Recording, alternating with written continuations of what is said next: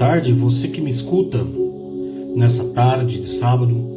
Eu gostaria aqui de fazer uma reflexão com vocês através desta palavra que eu tenho certeza que muitos se perguntam: qual o impedimento, de uma atitude de vitória, aonde nós buscamos nos transformar a cada dia?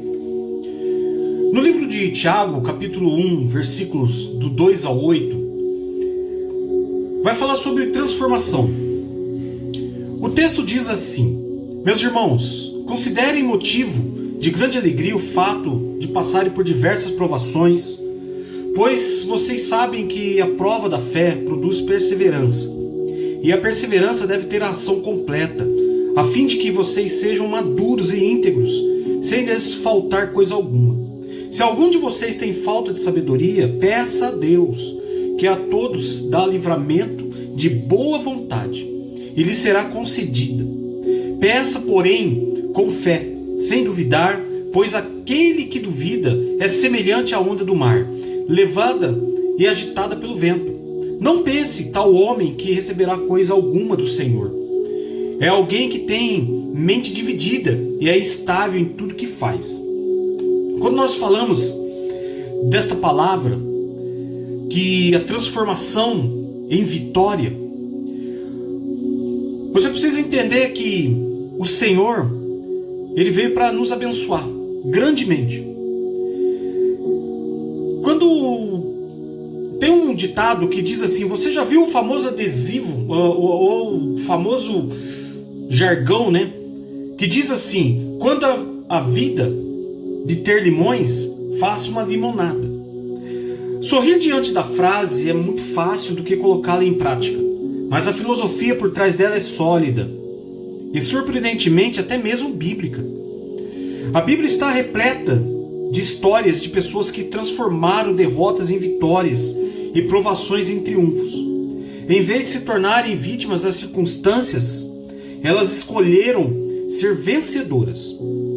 No livro de Tiago, ele vai nos convidar a ter a mesma experiência, seja enfrentando desafios extremos ou tentações internas, através da fé em Deus e em Jesus Cristo, que a vitória é possível na tua vida. A chave para transformar provações em vitória, ela tem que obedecer os 4 pilares. Você conte suas bênçãos, compreenda o propósito das provações, abandone a murmuração, peça a sabedoria divina.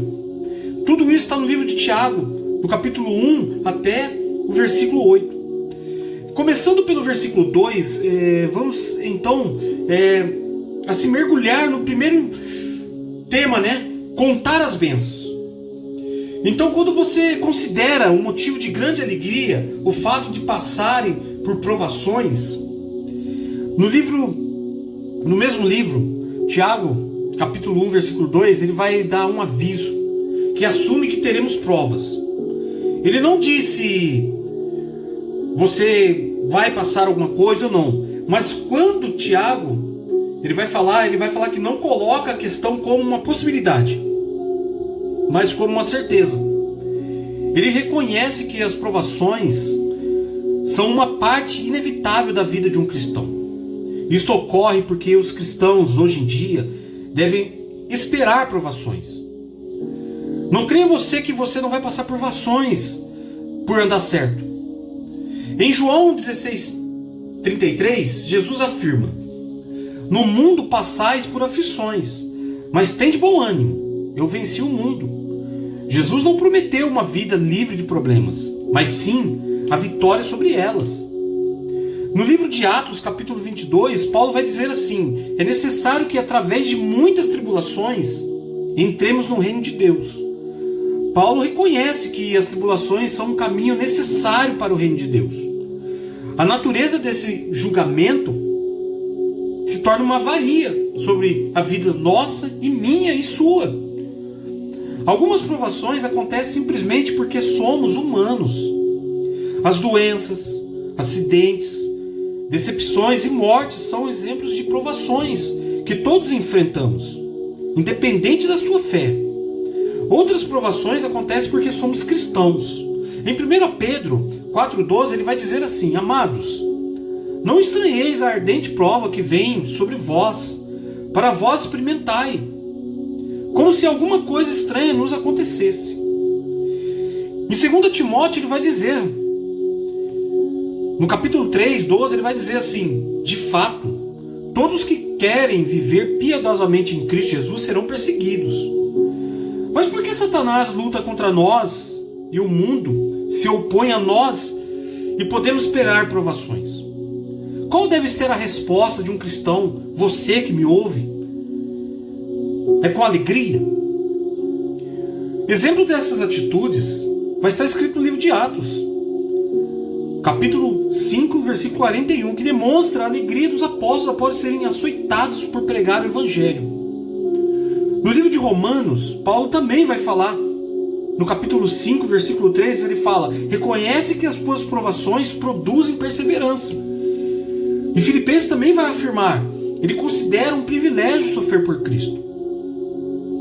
Então, quando instrui os cristãos a se alegrarem em meio às provações, considerando-os como oportunidades de crescimento na fé, transformando essas provações em grande vitória na sua vida.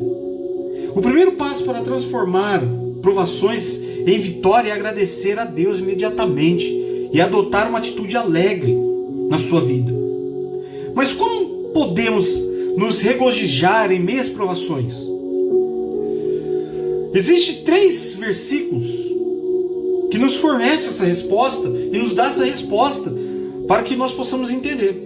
Em Tiago 1, versículo 3, ele vai falar assim: o conhecimento certo disso toma possível alegria nas provações. Compreender o poder transformador das provações nos permite encará-las com uma atitude alegre, reconhecendo que elas contribuem para o nosso crescimento e desenvolvimento. Então você vai começar a compreender a natureza das provações. Aí ela vai testar a sua fé. As provações revelam a força da nossa fé, permitindo que identifiquemos áreas de crescimento e aperfeiçoamento em nós. E aí vem a palavra revelação. Essa palavra ela vai se revelando o melhor de nós. Assim como o fogo purifica o ouro, as provações podem revelar a força e a beleza do nosso caráter. E aí nós acabamos fortalecendo a nossa fé e a nossa alma. Semelhante ao treino que fortalece o atleta, as provações nos tornam mais resilientes e preparadas para desafios da vida. E então você cultiva alegria em meio às provações, que vai trabalhar nossa ira, no nosso desânimo. Então as provações, quando usadas corretamente, contribuem para o nosso crescimento e maturidade espiritual. Um propósito bem maior que nós devemos entender é que as dificuldades, elas nos aproximam de Deus e nos permitem experimentar a sua graça e fidelidade de maneira mais profunda. Então existe uma perspectiva de uma vitória eterna. As provações são passageiras, enquanto as recompensas da perseverança são eternas sobre a nossa vida. Se você ler lá em 2 Coríntios 4,17, ele vai falar de uma fé provada, que produz uma paciência. E nos revela um fruto precioso da fé provada, a paciência. Então quando a Bíblia ela vai falar da paciência, muito mais que passividade, ela vai falar de uma paciência que não se limita à mera aceitação passiva das circunstâncias. No termo grego utilizado, você vai ver que a paciência ela carrega uma força transformadora. A palavra upo, que é sob, demonstra a capacidade de suportar as dificuldades com firmeza. E meno, que é permanecer, revela perseverança inabalável, mesmo em meio às aprovações. Então, a Bíblia ela vai falar de uma paciência e a perseverança corajosa diante de um sofrimento que muitas vezes você está sofrendo. Então é a força que nos impulsiona a seguir em frente, mesmo quando as circunstâncias se tornam desafiadoras. Então ela acaba forjando nas provações que nós passamos. Essa têmpora inabalável não surge do nada. Ela é esculpida no calor das provações, como aço forjado no fogo. As dificuldades da vida servem como um ponto. E esse ponto ele vai purificar a nossa fé e vai moldar a paciência em nosso ser a cada dia. Então vai se tornar um fruto precioso com recompensas futuras. O valor da paciência se revela em momentos cruciais, quando nossa perseverança nos permite superar obstáculos e alcançar a vitória. Mas para realmente florescer em meio às provações, é preciso ir além da recompensa. É preciso obedecer, como diz lá em Romanos 5,4. E aí vai permitir que a paciência complete a sua obra perfeita. Então, ao invés de você estar resmungando e reclamar, então suportar pacientemente a provação significa agir com bondade, mesmo em meio às dificuldades. Ao fazermos isso, concedemos tempo à paciência para realizar a sua obra perfeita, moldando o nosso caráter e aperfeiçoando a nossa fé. Então, lembre-se que a paciência não se trata de passividade, mas sim de perseverança e uma resistência ativa todos os dias, fundamentado na sua fé e na esperança que há em você. E quando perseveramos com paciência, então experimentamos a genuína alegria e a vitória, mesmo em meio às provações.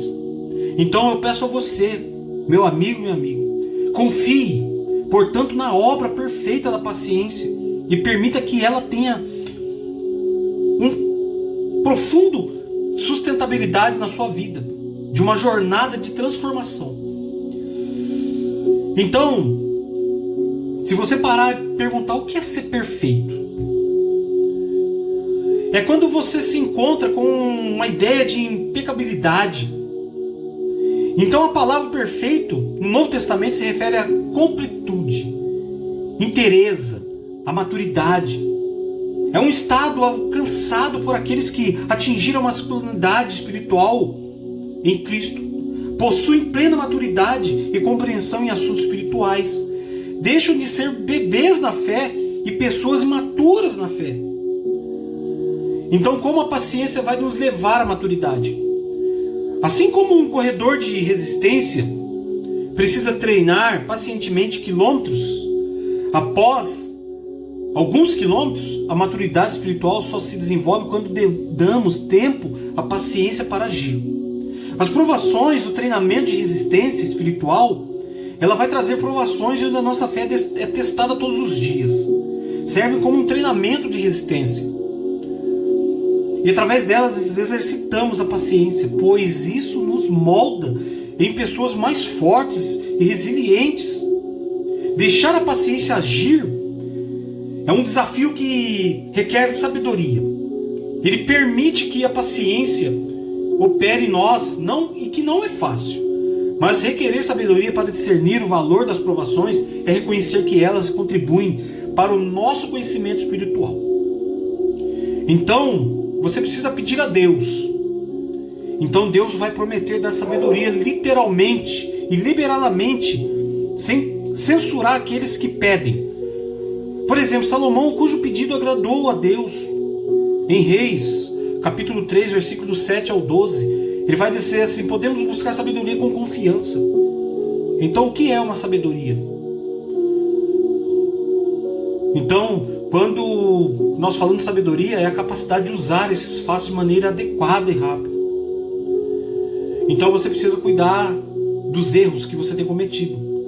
Muitos interpretam Tiago, capítulo 1, versículo 5 a 8, é como se Deus prometesse revelar a sua vontade através da oração. Mas o conhecimento da vontade de Deus vem da sua palavra, que deve ser cuidadosamente estudada a cada dia. E aí vem a sabedoria da oração. E através da oração, nós pedimos, confrontamos o nosso ser a cada dia, que vai nos trazer grande sabedoria. Então a oração é eficaz, Para que a oração seja eficaz, ela deve ser feita com fé e sem dúvida. E caso contrário, Deus não irá responder a ela sobre a sua vida. Então, para concluir esse sermão, você vai parar para pensar. Então, qual é o segredo da vitória? Como transformamos provações em alegria? Então, existem alguns tópicos. E muitas vezes precisa de uma chave para o sucesso que é bem simples. Encare a dificuldade como oportunidade. Acredite que as provações podem te fazer crescer e te tornar mais fortes. Tenha paciência em tudo que você for fazer. As coisas boas levam tempo. Não desista. Peça sabedoria a Deus. Ele te mostrará o caminho certo. Com esses 3 passos você pode transformar qualquer provação em alegria. As dificuldades te ensinam a ser mais fortes. Você aprende a confiar mais em Deus. Você vai se aproximar de Deus e se tornará um cristão mais maduro, uma pessoa mais madura. Então não desista. As provações são passageiras, mas a alegria que você conquista é eterna. Lembre-se, Deus está sempre com você. A fé te dá força.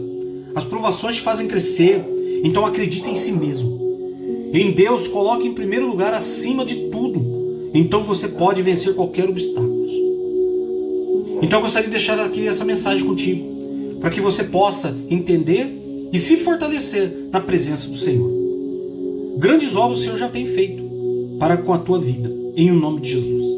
Vamos orar ao Senhor e agradecer essa palavra, em nome de Jesus. Senhor Deus e Pai Todo-Poderoso, muito obrigado, Senhor, por essa reflexão, e que essa reflexão possa tocar o coração de muitos que têm buscado, têm pedido, têm orado, têm transformado a sua vida, como muitos se transformaram.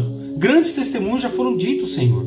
O que está faltando para nós crermos que o Senhor pode mudar algo? Então mude algo, Senhor, na vida desses que estão escutando, e que eles possam obedecer à vontade do Senhor grandemente a cada dia, para que nós possamos crescer literalmente sobre tudo aquilo que o Senhor tem nos dado, a cada dia, no levantar e no deitar.